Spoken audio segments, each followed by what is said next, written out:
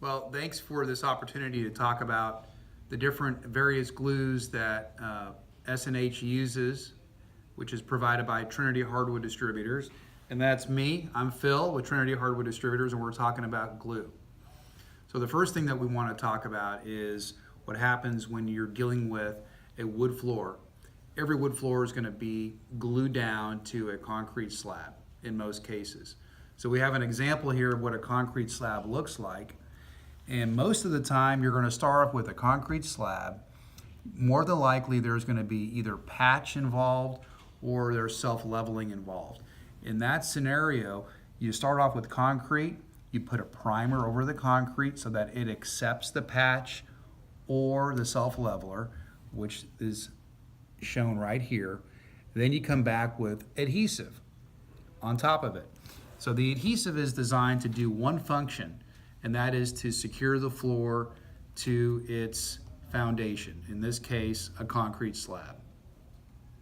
In Texas, you've got a unique situation with water tables, lots of gas, lots of oil that's being discovered in Texas, and that means that a lot of slabs are exposed to subfloor moisture, which is called hydroscopic moisture.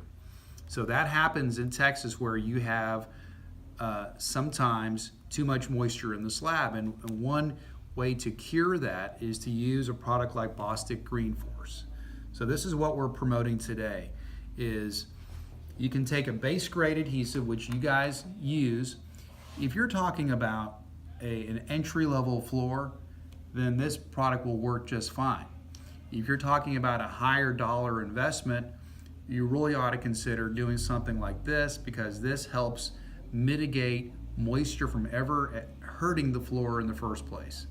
So this is an insurance policy for you and for your customer. So what we expect out of this is, if you have a known moisture issue, you're going to want to go out there and observe the slab. All we ask for with Bostik Green Force is that the slab is dry to the touch and is visually dry. That is it.